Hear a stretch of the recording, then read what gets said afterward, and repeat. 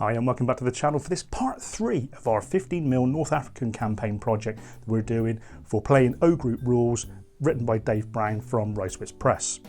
Now you might remember from parts 1 and 2, and if you haven't seen those videos, what I'll do is I'll leave a link at the end of this video for the playlist of those two. You can go back and check those out, or I can put it in the cards just above this video. Click on that and that will take you straight there, and then come back and watch this part 3. But at the end of part 2, after we've shown you all the German Afrika tanks that we'd done, I started to sort of show you the preliminary stages of doing the soft skin vehicles for the Afrika.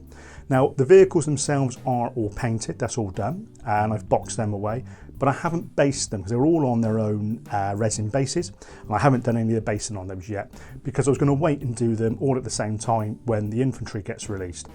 Now I've contacted Battlefront. As you may have known, they recently re-released the mid-war desert book, North Africa book, and they released a lot of the miniatures, which they've already done before, the mid-war monsters I think it was. Not that I'm interested in any of those. But they never had the infantry. Their website's never restocked their infantry ever since this re-release. So I contacted them and sort of asked them the question and saying, look, in the new book you've just released, you've got code numbers for the Afrika Korps, Italians, the Americans, and obviously the Afrika Korps and 8th Army, but you've got nothing at all listed on your website. They subsequently emailed me back. Here we are now, it's end of April 2022, saying that it's possibly in the next 2 to 3 months they're going to be back into remanufacture and be distributed from there. So unfortunately this will be the last video on this project. We're sort of mothballing it until I can get the infantry. But I thought it was sort of eager to show you what we had done with these British tanks. The A-15 Cruiser Mark VI, commonly known as the Crusader, was one of the primary British tanks used during the North African campaign. The first Crusader Mark I tanks entered service in 1941, and although manoeuvrable, it was relatively lightly armoured and underarmed. Both the Crusader Mark I and Mark II main armament was the 40mm 2-pounder gun. The following Crusader Mark III was fitted with a 57mm 6-pounder gun, at the expense of one of the crew members in the turret. In 1942, the lack of armament upgrades plus reliability problems due to the harsh desert conditions saw the Crusader tanks being replaced by the US supplied M3 Grant and then later by the M4 Sherman medium tanks. But it remained in combat use until the end of the North African campaign, where it was mainly withdrawn for training purposes, although some were converted to fit the 40mm Bofors AA gun for protection against aircraft. So, looking at the miniatures themselves, and this is obviously Crusader Mark II with the shorter sort of 2-pounder gun in the front. Like I said, the actual holes and all of that are more or less the same. There's slight little variations in that on all the marks. The Mark I's I think still had the 2 little machine gun turrets down at the front of the hull. The Mark II's they've got that removed. But yeah, I mean, again, sort of painting wise, we followed, you might remember from the other videos, YouTube channel Jics. He was painting up a Panzer III for his bolt action, and we sort of subsequently copied those or followed his processes for doing that, but obviously streamlining some of the process because he's painting 28mm, well obviously these are 15mm. I'll leave a link to his channel in the description below to show you the tank that we sort of followed, which was his M4 Sherman, and we followed those in these processes on here for these tanks.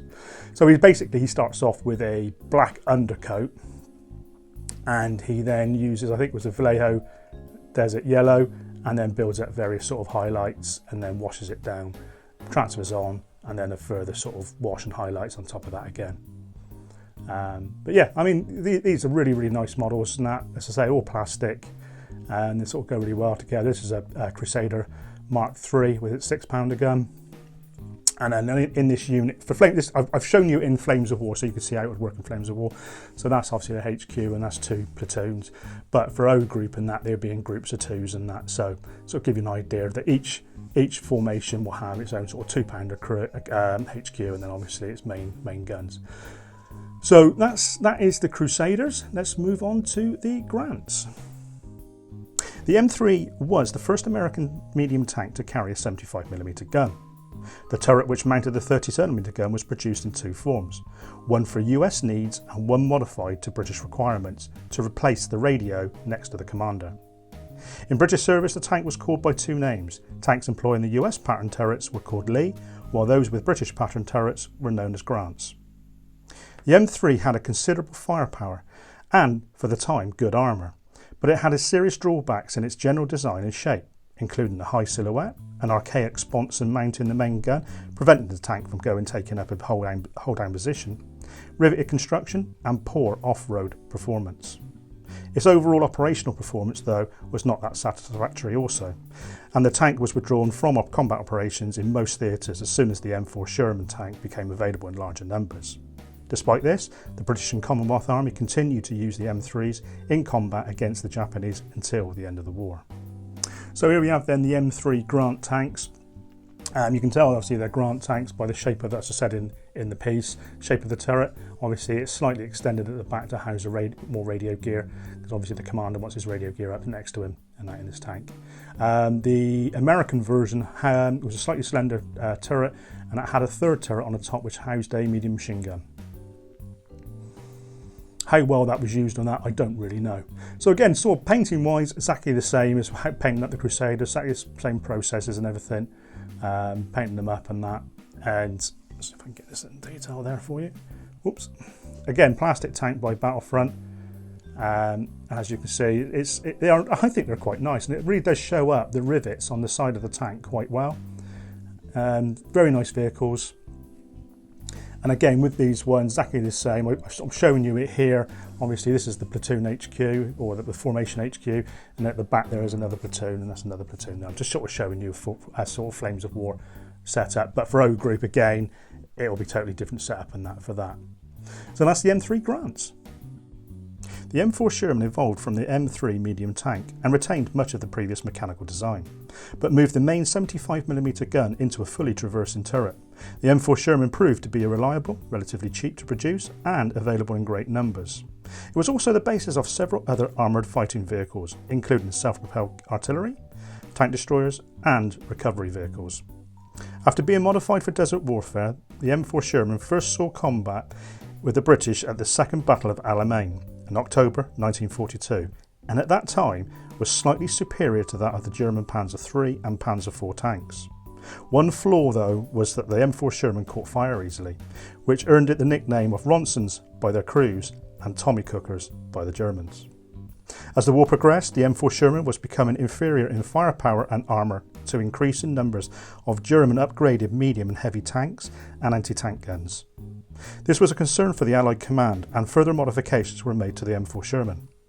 As well as a 75mm main gun, the US fitted a 76mm gun and also fitted a 105mm howitzer for close support, while the British modified the turret to fit their 17-pounder gun and extra radio gear. These were not the only upgrades, as throughout the war further modifications and upgrades were made from engines, armour and suspension.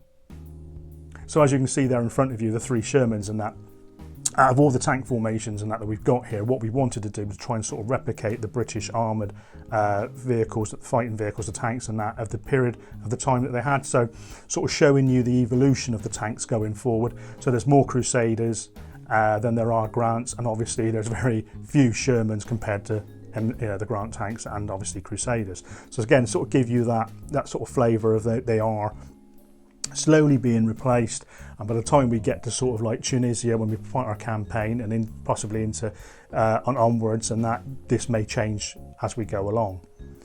So painting wise, exactly the same techniques as I said: black undercoat, Vallejo desert yellow as the base, and then various sort of highlights and shades and that built up from there on top of that. Battlefront Miniatures, plastic miniature, again from one of their box sets. I think it was their previous set, actually. I think it wasn't the Kesserine set, to Brook set, sorry. Yeah, I think it was the previous ones that all these ones come from. But so I've had them kicking about for years. I just thought now was the right time to sort of get on and get done, because I wanted to play O Group. But yeah, these are really, really nice vehicles. You might notice in that on the Shermans and on the Grants, the hatches are open on some of them. I am going to paint up a commander and put a commander and that in those, so you can sort of see where the command tanks are. The Crusaders are quite easily, because the command tanks will be the vehicles with the 2-pounder gun. So again, just sort of show you another one. I mean, they're very simple to go together, very easy and very well moulded. It's just a shame that Battlefront haven't released their infantry. I just find that a bit sort of strange, really. You go through and do a campaign releasing another book, and you don't release all the products. But frustrating, but we can wait. It's not a problem. So there we have it then, guys. That is part 3 of our North African campaign project build. As I said right at the start of this, I'm going to sort of mothball this project until that infantry is released.